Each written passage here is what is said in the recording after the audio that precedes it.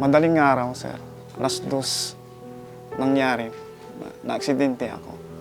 Kailangan daw may pasok ako sa operating room para putulin na yung isang paa, yung kaliwa.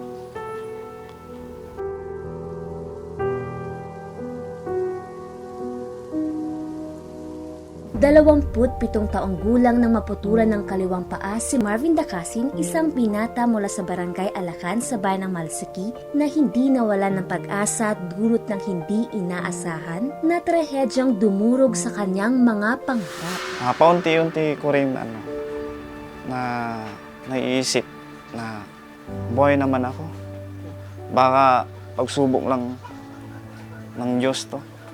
Hindi ito naging hadlang upang mamasukan siya sa iba't ibang trabaho dahil sa determinasyong makatulong sa kanyang pamilya sa kabila ng kanyang kapansanan.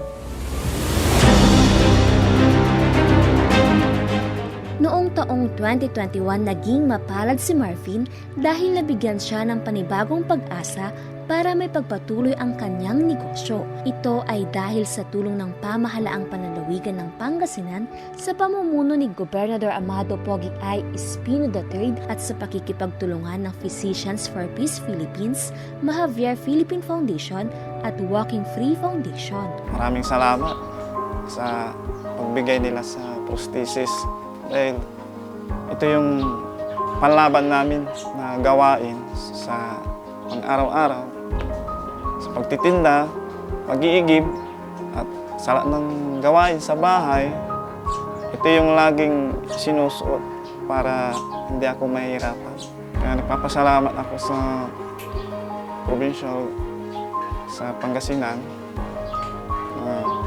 Maswerte ako kasi ako yung napili nila na mabigyan ng prosthesis.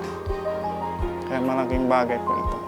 Noong taong 2007, sinimulan ni dating Gobernador Amado T. Espino Jr. ang pagbibigay ng mga assistive devices sa mga person with disabilities at sa pamamagitan ng Person with Disability Program, pinaigting palalo ni Gobernador Amado Pogi I. Espino III kung saan may 2,105 na assistive devices ang naipamahagi tulad ng mga wheelchairs, crutches, prosthesis at iba pa. Ang kwento ni Marvin ay isa lamang sa mga nagpapatunay na sa bawat hamon na dumarating sa ating buhay ay may kapalit na magandang bukas sa tulong at sa gabay ng may kapal. Sa gitna ng malaking pagsubok, tuloy-tuloy ang walang humpay na tunay at tapat na serbisyo para sa ating mga kababayan.